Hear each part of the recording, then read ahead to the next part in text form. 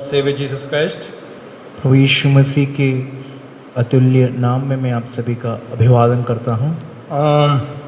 I thank God for the opportunity that God has given to me to share from God's word to you this morning. परमेश्वर के वचन से आज सुबह कहने का ये जो अवसर परमेश्वर ने दिया है, इसलिए परमेश्वर का धन्यवाद देना चाहता हूँ। One of the things I am grateful to God or also for this SALDC community now. These days I am getting a lot of chance to go through the epistle of Ephesians. और इन दिनों में सॉल्डिसी community का और परमेश्वर का आभार इसलिए भी व्यक्त करना चाहता हूँ क्योंकि मुझे बहुत सारा अवसर मिल रहा है परमेश्वर के वचन में मनन करने का। I rarely used to preach from the epistles. और पत्रियों से मैं बहुत कम ही प्रचार किया करता हूँ। Because I am familiar with all the Old Testament stories, so most of my messages will be based on Old Testament passages. क्योंकि पुराने नियम की कहानियाँ मुझे अच्छी तरह से मालूम है, तो मेरे ज़्यादा से ज़्यादा प्रचार वहाँ की कहानियों से मैं किया करता हूँ। But in these days I am just going through this book of Ephesians, and I am really excited, happy to see lot of insights that Paul is writing down. और इन दिनों मगर जो मेरा मनन इफिसियों की पत्रियों से हो रहा है और मुझे उसमें काफ़ी दिलचस्पी हो रही है और कई नई बातों को कई नई सोच को परमेश्वर मुझे इसमें से दे रहा है और इसलिए परमेश्वर का धन्यवाद। The other thing, usually when I preach, all the messages will be, I always try to make it so academic. I meditate, and after that I go refer many of the commentaries that can be possible, and I collect the materials. और जब मैं अपने संदेश को तैयार करता हूं तो मनन करने के बाद मैं कई टीकाओं को रेफर करता हूं, उससे सलाह लेता हूं और ऐसे ही मैंने अपने प्रचारों को पिछले दिनों तक तैयार किया है। But in these epistles I started studying. I rarely used the commentaries. I just mostly I'm depending on my own, on the scripture, the text. I'm trying to understand the text. I'm just trying to explore it. और मगर इफिसियों की पत्री का मनन जब मैं करता हूँ और जब मैं कर रहा हूँ तो मैं अपने ही अध्ययन पर निर्भर हूँ और मैं जो भी इसमें से पढ़ रहा हूँ मैंने इन बातों को तैयार किया है। So even today's message is something like that. और आज का संदेश भी कुछ ऐसा ही है। For today's meditation, we will focus on, we will look on Ephesians chapter 5 verse 1 to 21. आज के मनन के लिए हम निकालेंगे इफिसियों 5 उसका 1 से 21। But I know it is a long passage, so no need to read now, but just read verse chapter 5 verse 1. और ये लंबा अध्याय है इसलिए हम सिर्फ एक ही आयत को पढ़ेंगे, वो है 5 उसका 1। So it goes like, be imitators of God, therefore as dearly loved children. इसलिए प्रिय बालकों के समान परमेश्वर का अनुकरण करो। See how this message is, why I made. और ये संदेश को मैंने क्यों तैयार किया। So when I was listening to Samsar's message that the other Sunday, और पिछले के जो संडे सैमसन ने जो संदेश इस पत्री में से दिया था इस अध्याय में, I was having my NKJV Bible with me, और मेरे पास मेरा NKJV बाइबल था। So there it is written, be follow God. और वहाँ लिखा हुआ है परमेश्वर का अनुयाय करो। Then there was a subdivisions for that up to verse 21. और 21वें आयत तक उसके कई भाग थे। But in my NAV it is not there. NAV chapter 4:17 to 5:21 is a long pericope. It's a passage 4:17 to 5:21. मगर NIV में इस तरह का भागीकरण नहीं है। 4 के 17 से लेकर 5 के 21 तक ये एक बहुत बड़े हिस्से में रखा गया है। But NKJV in chapter 5 verse 1 it was walk in love. मगर NKJV के 5 के 1 में यूं कहा गया है, उसका शीर्षक की प्रेम में चलो। In 5 verse 8 walk in light. और 5 के 8 में वहाँ लिखा गया है ज्योति में चलो। And chapter 5 verse 14 5 के 14 में 15, verse 15, walk in wisdom.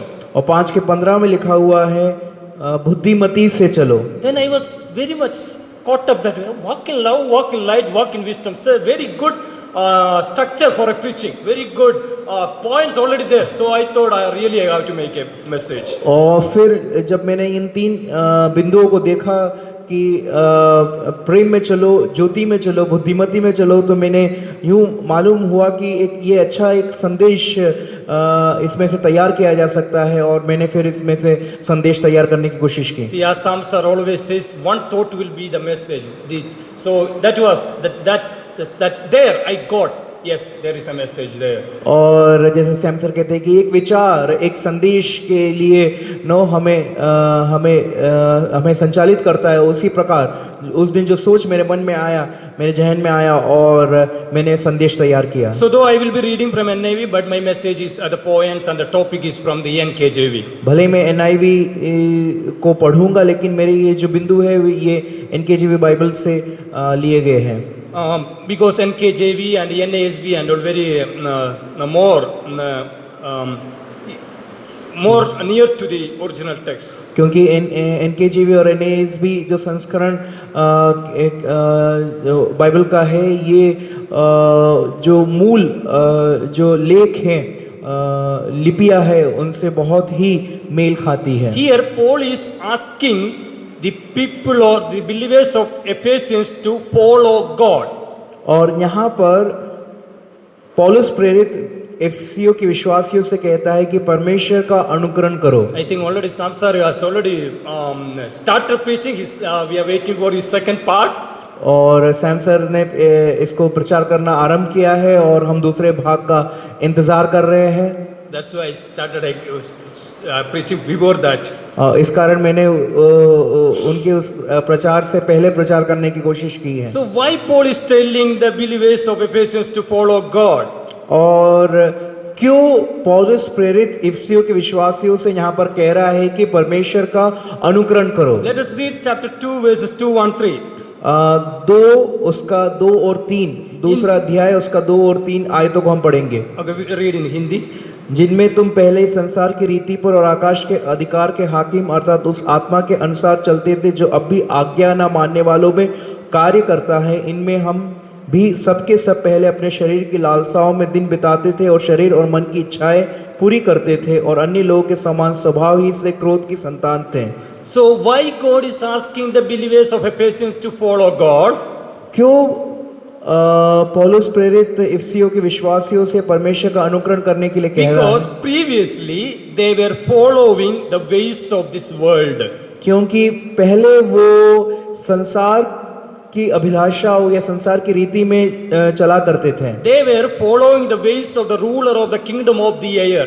वो आकाश के अधिकार के हाकिम उसके अनुसार चलते थे. They were following the ways of the Spirit who is now at work in those who are disobedient. और वो उस आत्मा के अनुसार चलते थे जो आज्ञा न मानने वालों के जीवन में कार्य करता था. They were following the desires and the thoughts of sinful nature. वो पाप में स्वभाव और शरीर की लालसाओं में अपने दिन को बिताते थे. So even I told my last message, Ephesus was so famous for, well known for so many gods and goddesses. और जैसे मैंने पिछले बार भी कहा था कि इफिसुस का जो शहर था कई देव और देवी देवताओं के लिए विख्यात था. Hence there were lot of in evil practices like idolatry and sexual immorality was prevailing in the city. और इस कारण लैंगिक पाप और मूर्ति पूजा ऐसे कई अनेक पाप उस शहर में सामान्य थे.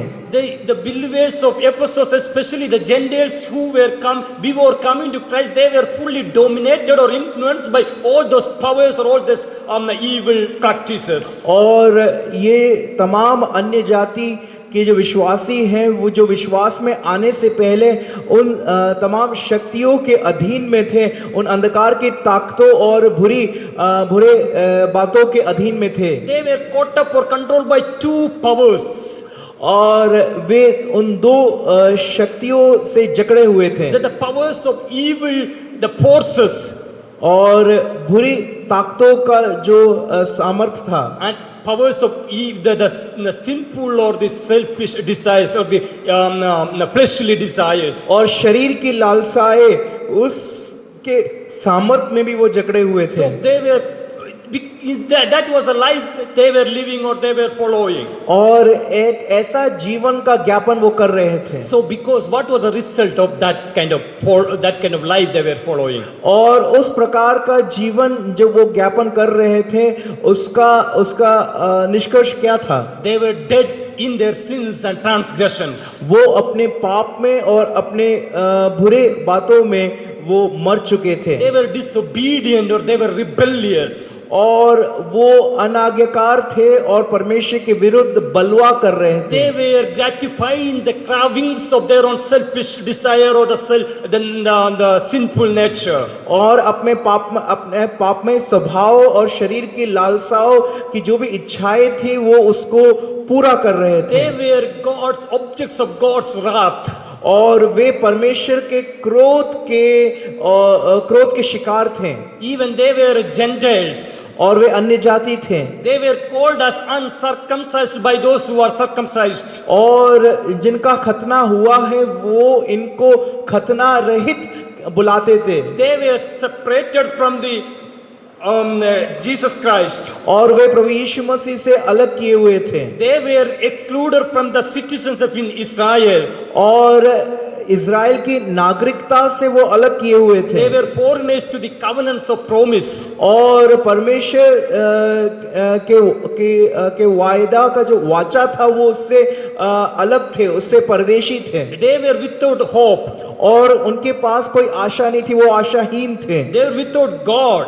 और वे परमेश्वर रहित थे। They were far away from God. वे परमेश्वर से बहुत दूर थे। They were living in hostility with each other or with the Jews and even with God. और वे एक दूसरे के साथ, यहूदियों के साथ और परमेश्वर के साथ दुश्मनी में अपने जीवन को जी रहे थे। That was the result, that was the consequence when they followed the ways of this world or ways of the ruler of this evil kingdom. जब संसार के लालसाओं और संसार के हाकिम के अधीन जब अपने जीवन को बिता रहे थे, ये वो सारी बातें थी जो उनके जीवन से जुड़ी हुई थी। But now why they have to follow God? लेकिन अब क्यों उन्हें परमेश्वर का अनुकरण करना या उसका अनुयाय करना है? Because now God has adopted them as His sons. क्योंकि अब परमेश्वर ने उन्हें अपने पुत्र हो या पुत्रियां होने के लिए मोल लिया है। Once they were children of disobedience. एक समय वो अनाज्ञाकारिता के बच्चे थे। Once they were the children of God's wrath. वो एक समय परमेश्वर के क्रोध के बच्चे थे। Now God made them as His own children. लेकिन अब परमेश्वर ने उन्हें खुद अपना पुत्र और पुत्री बना लिया है। God has redeemed them by the blood of Jesus Christ. प्रभु यीशु मसीह के पावन लहू से परमेश्वर ने उन्हें छुड़ाया है। From the clutches of all kinds of that idolatry or evil, the sexual immorality and all those evil things, God has redeemed them. मूर्ति पूजा और लैंगिक पाप और अनैतिकता इन तमाम चीजों से परमेश्वर ने उन्हें छुड़ाया है। And God has forgiven their sins and transgressions that they have done. और अपने अपराध और पाप जो उन्होंने परमेश्वर के विपरीत किए थे, परमेश्वर ने उनको क्षमा किया है। And God has made them alive, or God has made them as His own possession now. और परमेश्वर ने उन्हें अपनी खुद की संपत्ति बनाई And God has made them alive with Christ now. और अब वो प्रभु यीशु मसीह के साथ जिलाए गए हैं। Once they were dead in sins and transgressions. एक समय वो पाप और अपराधों में मर चुके थे। But God made them alive with Christ. लेकिन अब वो प्रभु यीशु मसीह के साथ जिलाए गए हैं। God has raised them up along with Christ. और प्रभु यीशु मसीह के साथ परमेश्वर ने उन्हें जी उठाया है। God has seated them along in the heavenly realms. और स्वर्गीय स्थानों में परमेश्वर ने अब उन्हें बैठाया है। God has saved them only because of His great grace, loving grace. परमेश्वर के महान अनुग्रह और प्रेम के बूते ही परमेश्वर ने उन्हें बचाया है। God has brought them very close to Him. और परमेश्वर ने अब उन्हें उसके बेहद करीब उन्हें ले लिया है। Once they were far away from God, एक समय वो परमेश्वर से बहुत दूर थे। They were not able to come to God. वो परमेश्वर के करीब नहीं आ पा रहे थे। God Himself brought them near to Him. अब लेकिन परमेश्वर ने खुद उन्हें अपने करीब उन्हें ले आया है। God Himself become their peace. अब वो परमेश्वर खुद उनकी शांति बन बैठा है। God destroyed the wall of hostility between them and the Jews. और जो दुश्मनी की जो दीवार उनके और यहूदियों के बीच में थी, परमेश्वर ने उन्हें उसे तोड़ दी है। God has made them the fellow citizens with his people. और उसके लोगों के साथ परमेश्वर ने उन्हें नागरिकता दी है। Once they were excluded from the citizenship of Israel. और इस्राएल की नागरिकता से वो एक समय दूर थे। But God has included them to that. लेकिन परमेश्वर ने अब उन्हें उस नागरिकता में शामिल कर दिया God है has made them members of his household. और उसके घराने के सदस्य वो बन चुके हैं। God has made them heirs together with Israel. और इस्राएल के साथ उसके तमाम विरासत का हकदार, मिरास का हकदार परमेश्वर ने बनाया है। Once they had nothing to do with the people of the covenant, the people of God. वाचा के लोगों के साथ उनका कोई संबंध एक समय नहीं था। Now God is creating a new humanity, bringing them together. लेकिन परमेश्वर एक नए मनुष्यत्व को उन दोनों गुटों को साथ में जोड़कर अब उसकी सृष्टि कर रहा है। God has made them sharers together in the promise of Christ Jesus. और प्रभु यीशु मसीह के वायदे में परमेश्वर उन्हें एक हिस्सा दे रहा Once है। they were foreigners to the covenant of promise. और वाचा के उस संबंध के साथ वो दूर थे। But now God is including them or making heirs or sharers of the same promise that he has given to the people of Israel. लेकिन इस्राएल के साथ परमेश्वर ने जो वाचा बांधी है, जो वायदा उनसे किया है, अब परमेश्वर और अन्य जातियों को भी अब उसमें भागीदारी दे रहा है। Because of all those things, Paul is asking the people of Ephesians, the believers of Ephesus, to follow God. और इन सारे चीजों के कारण पौलुस प्रेरित इफिसियों के विश्वासियों से अब कह रहा है कि परमेश्वर का अनुकरण करो। It is imperative. It is not an option. They have no option. They must follow God. ये कोई विकल्प नहीं है, मगर ये उन्हें करना आवश्यक है, ये जरूरी है। What is the meaning of follow? और अनुकरण करना, इसका तात्पर्य क्या है? So I was just checking the Oxford Dictionary. It shows it to come or go after or behind somebody. और जब मैं डिक्शनरी को देख रहा था तो वहाँ ऐसा लिखा हुआ है कि किसी के पीछे चलना। So how can we go behind someone or after someone? हम किसी के पीछे या कैसे चल सकते हैं? By walk or by running and all. और या तो चल के या दौड़कर। So here, when Paul is telling to follow God, I think he is meaning that he needs to walk with God. और यहाँ जब पौलुस प्रेरित कह रहा है कि परमेश्वर का अनुकरण करो, उसका तात्पर्य ये है कि परमेश्वर के साथ चलो। So by their walk they have to follow God. और उनके चाल चलन में उन्हें परमेश्वर का अनुकरण करना So है। if they wanted to follow God, the first they have to walk in love. और अगर उन्हें परमेश्वर का अनुकरण करना है तो पहला बिंदु ये है कि उन्हें प्रेम में चलना है। That we can see verses 5 chapter 5 verses 2 to 7. और ये हम 5 उसके 2 से लेकर 7 तक देख सकते हैं। If in 1 John 4:8 says like this. पहला यूहन्ना 4 उसके 8 में हम यूं देखते हैं, Whoever does not love does not know God, because God is love. और जो भी परमेश्वर से प्रेम नहीं करता वो प्रेम नहीं जानता, क्योंकि परमेश्वर प्रेम है। See, when God is love, जब परमेश्वर प्रेम है, so when the people of Ephesians, or the believers of Ephesians, walk in love, they really follow God. और जब वो उस प्रेम में चलते हैं तो वास्तविकता में वो परमेश्वर का अनुकरण भी करते हैं। Means because God is the love. God is love. क्योंकि परमेश्वर प्रेम है, हमने यूहन्ना में पढ़ा है। So when we walk in love, it means we are following God. और इस कारण जब हम प्रेम में चलते हैं, इसका तात्पर्य ये है कि हम परमेश्वर का अनुकरण करते हैं। Why Paul is asking them to follow them to walk in love? क्यों पौलुस प्रेरित उनसे प्रेम में चलने के लिए आह्वान कर रहा है? Because in chapter 1 verse 4 he says, क्योंकि इफिसियों 1 उसके 4 में हम यूं पाते हैं, it is in love that God predestined or chosen and adopted them as his sons. जैसा उसने हमें जगत की उत्पत्ति से पहले चुन लिया, और ऐसा उसने अपने निकट प्रेम और पवित्र और निर्दोष अपने प्रेम में उसने वहाँ के विश्वासियों को पूर्व नियोजित किया है। It is only because of God's love that God has adopted these people from the previous ways of their life.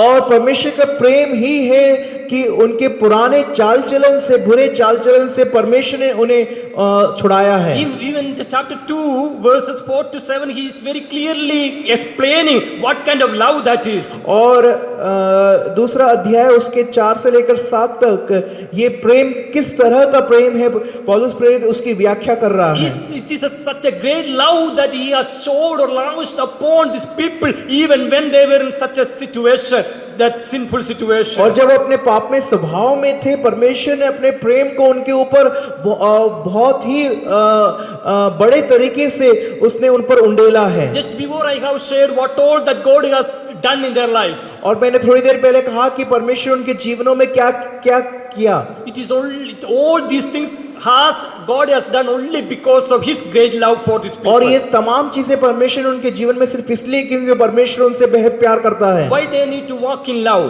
क्यों उन्हें प्रेम में चलना जरूरी है? Why 2? क्यों? दूसरी बात Chapter 5 verse 2. 5:2 में हम देखते हैं, Because Christ has loved them and gave Himself for them as a fragrant offering and sacrifice to God. क्योंकि जैसे मसीह ने भी तुमसे प्रेम किया और हमारे लिए अपने आप को सुखदायक सुगंध के लिए परमेश्वर के आगे भेंट करके बलिदान It कर is दिया। not that God loved them, even Christ also loved them. और यहाँ पर से परमेश्वर ने उनसे, पिता परमेश्वर ने उनसे प्रेम नहीं किया है, लेकिन प्रभु यीशु मसीह ने भी उनसे प्रेम किया है। Not only Christ loved them, Christ even made His life sacrifice for their own sins and their own to redeem them from their previous और life. यहाँ ना केवल प्रभु यीशु मसीह उनसे प्रेम करते हैं, मगर उन्होंने अपने जान की आहुति उनके लिए दे दी है, To redeem from the life of the sins and transgressions. ताकि उन्हें अपराधों और पापों से उन्हें छुड़ा सकें। To redeem the life they were living, to following the ways of this world. और जिस तरह से ये संसार के चाल चलन में अपने जीवन को बिताते थे, वहां से उन्हें छुड़ा सकें। So all this happened only because of God's love and Christ's love. और ये सिर्फ इसलिए मुमकिन हो पाया परमेश्वर पिता के प्रेम के कारण और प्रभु यीशु मसीह के प्रेम के कारण। That's why Paul is asking them to walk in love. और इस कारण पौलुस प्रेरित उनकी चिताकर कह रहा है कि तुम्हें प्रेम में चलना है। In Ephesians chapter 3 verse 17 to 19 we see, और इफिसियों 3 उसके 17 से 19 में हम यूं पाते हैं, and I pray that you being rooted and established in love may have power together with all the saints to grasp how wide and long and high and deep is the love of Christ. और विश्वास के दौरान मसीह तुम्हारे हृदय में बसे कि तुम प्रेम में जड़ पकड़कर और नींव डालकर सब पवित्र लोग के साथ भली भांति समझने की शक्ति पाओ कि उसकी चौड़ाई और लंबाई, ऊंचाई और गहराई कितनी है। Paul really wants these people of the believers of Ephesus to know how great is that love. और पौलुस प्रेरित चाहता है कि इफिसियों के विश्वासी उस प्रेम की गहराई को उसको समझे। Because once they realize the greatness of that love, only they can walk in love. अगर वो जब तक उस प्रेम की महानता को नहीं समझेंगे तब तक वो उस प्रेम में नहीं चल पाएंगे। When they walk in love, only we can say, or they can say they are really following God. और जब वे प्रेम में चलेंगे तभी वो ये कह पाएंगे कि वो परमेश्वर का अनुकरण भी कर रहे हैं। Even unless they don't understand the greatness of that God's love and Christ's love, they cannot even love each other. और जब तक वो परमेश्वर और प्रभु यीशु मसीह के प्रेम की महानता को, उसकी गहराई को ना समझे, तब तक वो एक दूसरे के साथ भी प्रेम नहीं कर सकते। How can they love? Or how can they walk in love? वो किस तरह से प्रेम में चल सकते हैं? Verses 3 to 7 we can see he is explaining how the people of the believers of Ephesians can walk in love or practice that life of walking in love can be practiced. और किस तरह से वो प्रेम में चल सकते हैं और उसको अपने प्रायोगिक जीवन में अमल करने के लिए 5:3 से लेकर 7 तक पौलुस प्रेरित उन्हें बता रहा है कि उन्हें किस तरह से प्रेम में चलना है। Before going to that, let me just touch the Old Testament. और वहां आने से पहले मैं पुराने नियम को थोड़ा छूना चाहूंगा। We know 10 commandments. हम 10 आज्ञाओं को जानते हैं। It has 2 divisions. और उन आज्ञाओं को 2 भागों में विभाजित किया गया है। First 4 commandments are related to God. First 4 commandments are related to God. पहले के जो 4 जो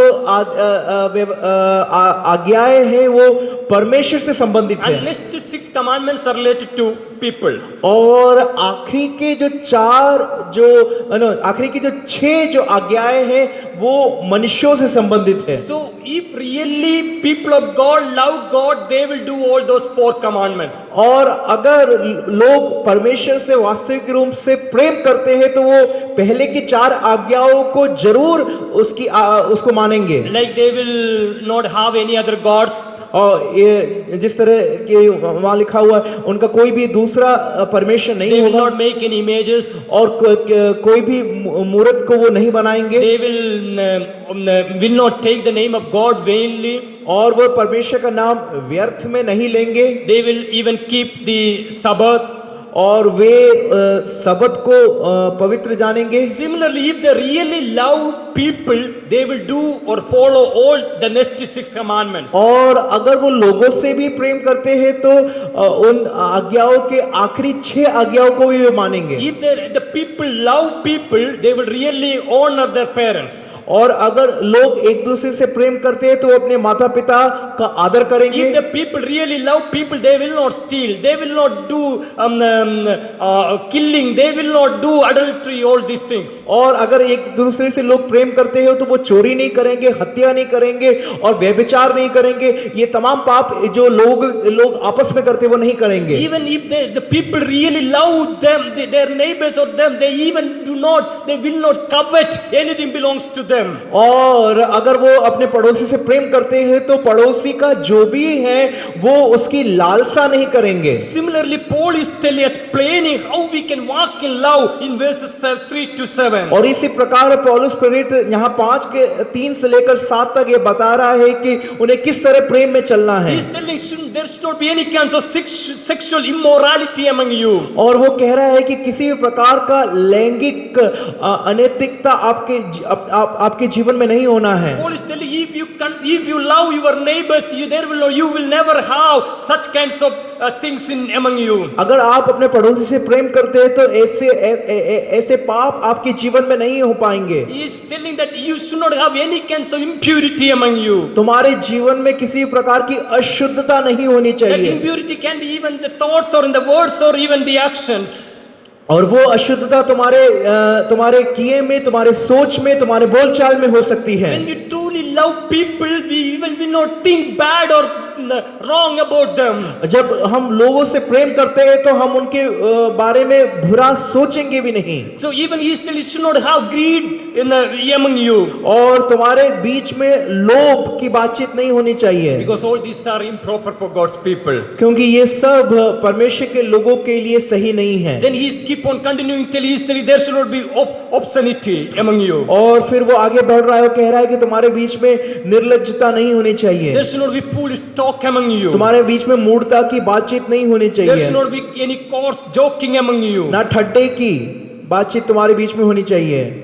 See, sometimes we know these things, sometimes in the friendly circle and all, we all do those things. But when Paul is talking, I think he is telling even when we love others, even we should not have even such kinds of unwanted talk or unwanted joking that can hurt even others. और ऐसे दोहरे मतलब निकलने वाले कई बातचीत हमारे दोस्ताना रवैये में या जब हम चर्चा करते हैं उसमें आ जाती है। लेकिन पौलुस प्रेरित यहाँ पर कह रहा है कि जब आप एक दूसरे से प्रेम करते हैं तो ऐसी तमाम बातें भी आपके बीच में नहीं होनी So चाहिए। let me move forward because I have 2 more points. और मेरे 2 और बिंदु इसलिए मैं आगे बढ़ना चाहता हूँ। The next thing, how to follow God. और दूसरा बिंदु की कैसे परमेश्वर का अनुकरण करना है, Walk in light. और वो है ज्योति में चलना। Chapter 5 verse 8 to 14. 5 उसका 8 से लेकर 14वें आयत में। First John again 1:5 says like this. पहला यूहन्ना 1:5 में हम फिर से यूं पाते हैं, 1:5. पहला यूहन्ना 1 उसका This is the 5। message we have heard from him and declared to you. God is light. In him there is no darkness at all. जो समाचार हमने उससे सुना और तुम्हें सुनाते हैं वो ये है कि परमेश्वर ज्योति है और उसमें कुछ भी अंधकार नहीं। If God is light, अगर परमेश्वर ज्योति है, when the people of Ephesians, when they walk in light, they follow God. और जब इफसियों के विश्वास से ज्योति में चलते हैं तो वो परमेश्वर का अनुकरण करते हैं। So here, why they need to walk in light? उन्हें क्यों ज्योति में चलना है? So now God is light. परमेश्वर ज्योति है, Then they are God's children. It means they are children of light. और वो परमेश्वर के बच्चे, इसका मतलब वो ज्योति के संतान हैं। So if they are the children of light, they have to walk in light. अगर वो ज्योति के संतान हैं तो उन्हें ज्योति में चलना है। So that's the reason that they have to go. Paul is telling that they have to walk in light. और इसी कारण पौलुस प्रेरित उन्हें चिताकर कह रहा है कि उन्हें ज्योति में चलना है। Once they were in darkness. एक समय वो अंधकार में थे।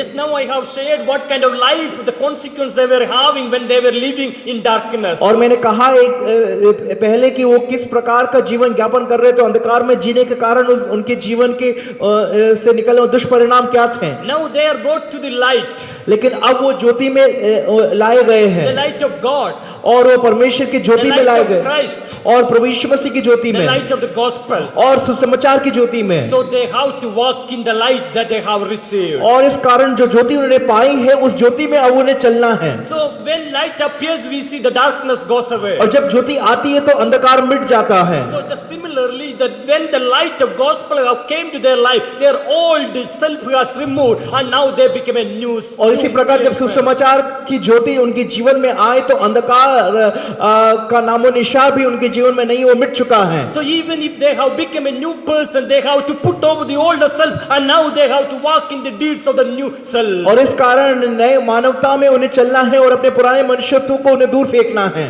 They have to put off the deeds of the old self, or the put off the deeds of the darkness. और पुराने मनुष्यत्व और अंधकार के जो भी किए हैं उन्हें उसे दूर फेंकना है। So that we can see chapter 4 verse 25 onwards. और हम उसे 4 के 25 से लेकर हम देख सकते हैं। Therefore each of you must put off falsehood and speak truthfully.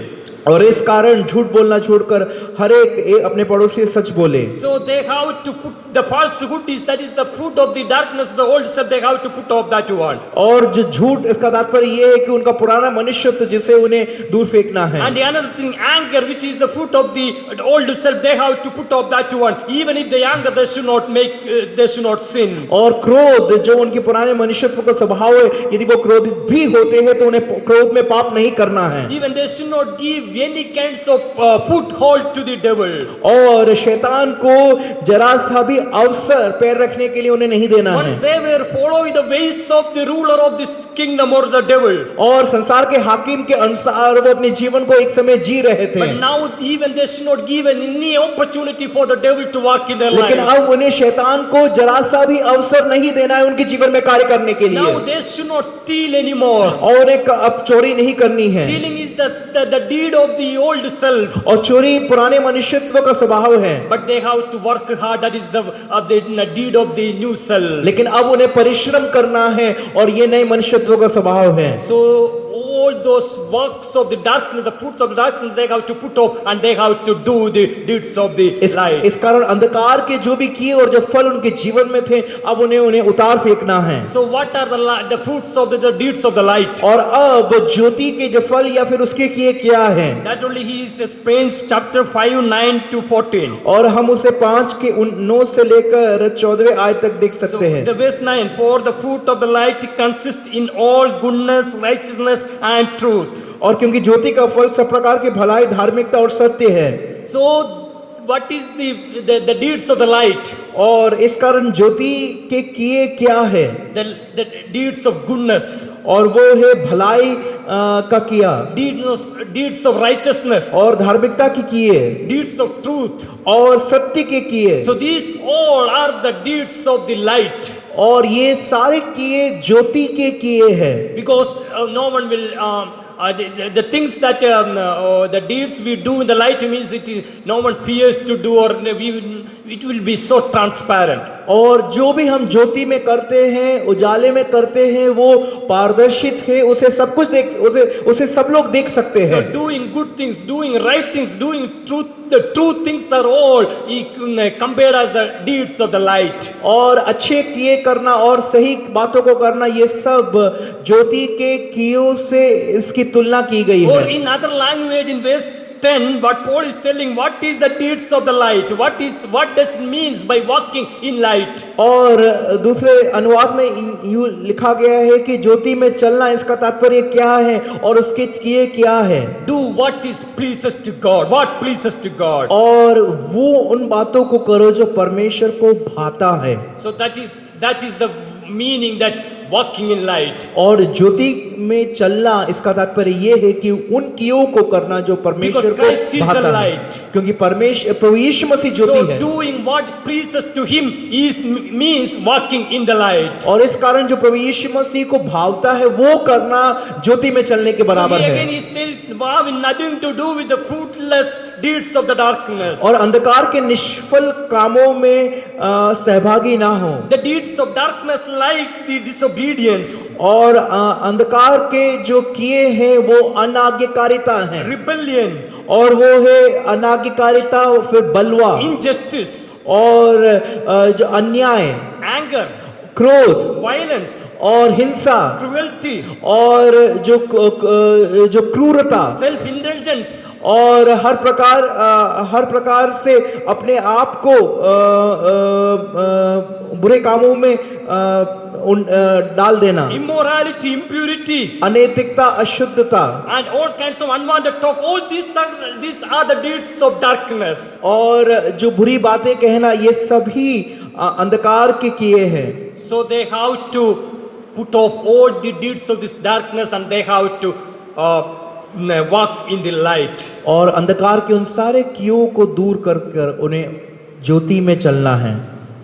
And the third thing, how to follow God. और तीसरी बात कि कैसे परमेश्वर का अनुकरण करना है, Walk in wisdom. और वो है बुद्धिमती में या फिर ज्ञान में चलना। Proverbs 2:6 says like this. नीति वचन 2:6 में हम यूं पाते हैं, For the Lord gives wisdom and from his mouth come knowledge and understanding. और नीति वचन 2:6 में हम, क्योंकि बुद्धि यहोवा ही देता है, ज्ञान और समझ की बातें उसी के मुंह से निकलती So है। here God is the source of wisdom. और यहाँ पर ज्ञान या बुद्धि का स्रोत So परमेश्वर when है। God is the source of wisdom, और जब परमेश्वर बुद्धि का स्रोत है, when we walk in the wisdom we follow God. जब हम बुद्धि में चलते हैं तो हम परमेश्वर का अनुकरण करते हैं। So now the third thing that Paul is asking the Ephesian believers, how can they follow God? They have to walk in wisdom. और तीसरा जो बिंदु पौलुस प्रेरित का है, वो परमेश्वर का अनुकरण कैसे कर सकते हैं, वो ये है कि बुद्धि में या ज्ञान में चलकर। Why they should walk in wisdom? बुद्धि में क्यों चलना है? Chapter 4 verses 17 to 19. और 4 उसका 17 से लेकर 19 तक। Because once they walked in the futility of their thinking, और पहले वो अपने पुराने मनुष्यत्व में वो अपने सोच के उस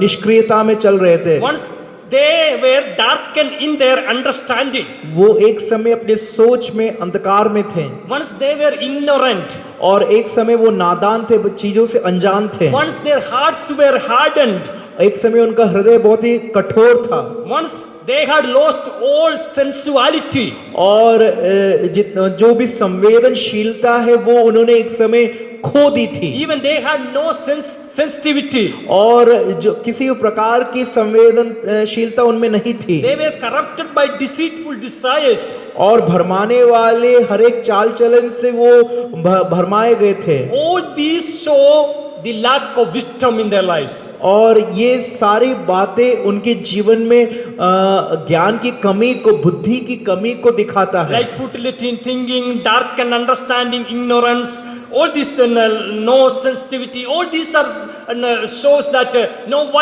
wisdom, this lack of wisdom. और चीजों से अनजान रहना और कोई किसी प्रकार की संवेदनशीलता ना होना, अपने बुरे सोच में काम करना, ये तमाम चीजें उनमें बुद्धि ना होने के संकेत देते So हैं। when they were living without that wisdom, or they were living in foolishness, और जब वो अपनी मूढ़ता में और बिना बुद्धि के साथ जी रहे What was थे, the consequence of their life? उसके उनके जीवन के वो दुष्परिणाम क्या थे? They were separated from the life of God. वो परमेश्वर के जीवन से अलगाव में थे They had given themselves over to sensuality. और हर प्रकार के उस लुचपन में उन्होंने अपने आप को लालसा में उन्होंने अपने आप को दे दिया They था were indulging in every kind of impurity. और हर प्रकार की अशुद्धता में वो भागी थे They were living in a life of continual lust. और वे उस लालसा में अपने जीवन को निरंतर जी रहे थे। So that was the life they were living when they were in foolishness. और जब वे मूढ़ता में थे तो उस प्रकार के जीवन का ज्ञापन वो कर रहे Now थे, God has redeemed them. लेकिन अब परमेश्वर उन्हें छुड़ाया है, God has forgiven them. परमेश्वर उन्हें क्षमा किया And है God has adopted them as his children. और परमेश्वर ने उन्हें अपने संतान होने के लिए मोल लिया है, उन्हें गोद लिया है। How God has done that one? और परमेश्वर ने ऐसा कैसे किया है? In 180 he says और 1:18 में हम यूं पाते that हैं he lavished on us with all wisdom and understanding. और ये लिखा गया है कि वहां उसने अब अपने प्रेम को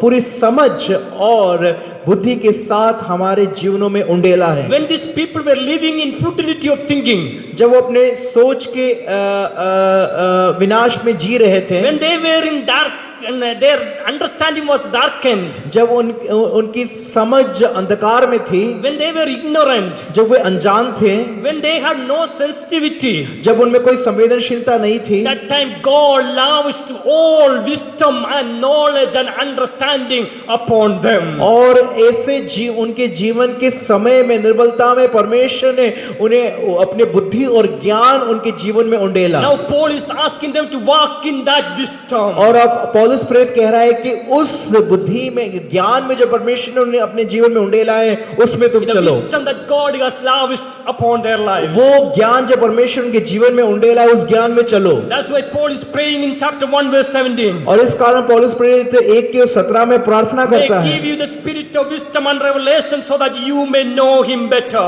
कि हमारे प्रभु यीशु मसीह का परमेश्वर महिमा कहता है, तुम्हें अपनी पहचान में ज्ञान और प्रकाश की आत्मा दे। Paul really wants these people to know the wisdom, to have the wisdom, पौलुस प्रेरित चाहता है कि उन लोगों को ज्ञान प्राप्त हो, so that the wisdom will help them to know God better. ताकि वो ज्ञान उन्हें परमेश्वर को जानने में उनकी मदद करे। When they will know God better, they will be able to follow God. और जब वो परमेश्वर को बेहतर तरीके से समझेंगे तो वो परमेश्वर का अनुकरण करेंगे।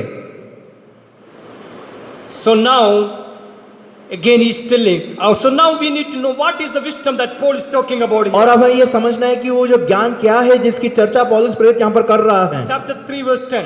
और यहाँ पर 3:10 में हम देख सकते हैं His intent was in that now through the church the manifold wisdom of God should be made known to the rulers and authorities in the heavenly realms. ताकि अब कलीसिया के द्वारा परमेश्वर का विभिन्न प्रकार का ज्ञान उन प्रधानों और अधिकारियों पर जो स्वर्गीय स्थानों में प्रकट किया जाए। So what is the meaning walking in the wisdom? और ज्ञान में चलना, इसका तात्पर्य क्या है?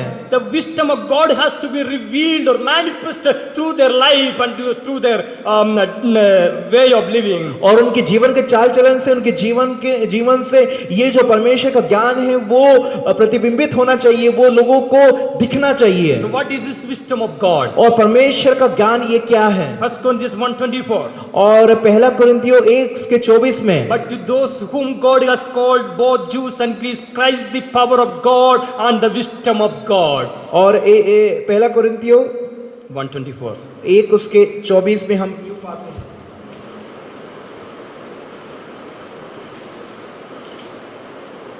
परंतु जो बुलाए हुए क्या यहूदी क्या यूनानी, उनके निकट मसीह परमेश्वर की सामर्थ्य और परमेश्वर का ज्ञान है। And Christ is the wisdom of God. और मसीह परमेश्वर का ज्ञान है। In 1 Corinthians 1:30 again he repeats that one. It is because him that you are in Christ Jesus, who has become for us wisdom from God. और 30. और परंतु उसी की ओर से तुम मसीह यीशु में जो परमेश्वर की ओर हमारे लिए ज्ञान ठहरा, अर्थात धर्म और पवित्रता और छुटकारा। So now Paul is telling God has taken or redeemed these people of Ephesus to manifest the wisdom of God through their life. और परमेश्वर के उस ज्ञान को अपने जीवन से प्रतिबिंबित करने के लिए पौलुस प्रेरित कह रहा है कि परमेश्वर ने उनको उस अंधकार से छुड़ाया। What is the wisdom of God? परमेश्वर का वो ज्ञान क्या है? That is Christ Himself. और वो प्रभु यीशु मसीह खुद हैं। It means that Paul wants these people, the believers of Ephesus, to reflect or manifest the life of Christ through their life. और पौलुस प्रेरित ये कहना चाह रहा है कि बुद्धि में चलना, ज्ञान में चलना, इसका तात्पर्य ये है कि प्रभु यीशु मसीह को अपने जीवन से प्रतिबिंबित करना। So in other words, walking in light, walking in wisdom means walking in the ways of God, walking or manifesting or the reflecting the life of Christ through our life. और बुद्धि में चलना, इसका तात्पर्य ये है कि प्रभु यीशु मसीह के जीवन को अपने जीवन से दर्शाना या उसे प्रतिबिंबित करना। Then when they walk in wisdom, we can say otherwise they are following God. और जब वो उस बुद्धि में अपने जीवन को बिताते, ज्ञान में अपने जीवन को बिताते हैं, इसका तात्पर्य ये है कि वो परमेश्वर का अनुकरण कर रहे हैं। He's explaining verses 15 to 21 how they can walk in wisdom. 5 उसके 15 से लेकर 21 में वो उनको चिता के कह रहा है कि वो किस तरह से ज्ञान में चल सकते हैं। See, I think I have already preached that walk in wisdom. That was already I preached one message, so I am not going to explain much from there. और एक बार मैंने वो बुद्धि में चलना या उसके विषय में प्रचार किया है, तो मैं फिर से उसे नहीं कहना चाहूंगा। So he's cautioning or warning the believers of Ephesus to walk in wisdom because he's telling the days are evil. और वो उन्हें बुद्धिमती में चलने की बात इसलिए कर रहा है क्योंकि जो दिन है वो बुरे हैं। Therefore they have to use every opportunity to walk in wisdom. इस कारण उन्हें अवसर को बहुमूल्य जानते हुए हर एक अवसर को भुनाना है। Let me put in this way, they have to make use of every opportunity to reflect Jesus Christ through their life. और हर एक अवसर को उनको उसका इस्तेमाल करना है ताकि उन अवसरों से वो प्रभु यीशु मसीह के चाल चलन को अपने जीवन से प्रदर्शित कर सके। So that is the thing that they have to do by walking in wisdom. और ये चीज उन्हें अपने जीवन में दिखाना है ज्ञान में चलते हुए। So this morning that we have heard, और जो इस सुबह हमने आज सुना है, Paul is asking the believers of Ephesus to follow God. और इफिसियों के विश्वासियों से पौलुस प्रेरित ये कह रहा है कि परमेश्वर का अनुकरण करो। He is giving in which way that they can follow God. और परमेश्वर का अनुकरण कैसे किया जा सकता है? First, in walking in love, they can follow God. सबसे पहली बात कि प्रेम में चलना है। Walking in light, they can follow God. और दूसरी बात, ज्योति में चलते हुए परमेश्वर का अनुकरण कर सकते हैं। Walking in wisdom, they can follow God. और तीसरी बात, ज्ञान में चलकर वो परमेश्वर का अनुकरण कर सकते Shall we हैं। close our eyes this? आइए सुबह अब अपने आंखों को बंद करें। Let us just reflect on our own lives that this epistles, the words of Paul is not only for the believers of Ephesus, even it is for us too. हमारे जीवनों को खुद ही हम जांच के देखें, क्योंकि ये वचन न केवल उन विश्वासियों के लिए लेकिन ये हमारे लिए भी है।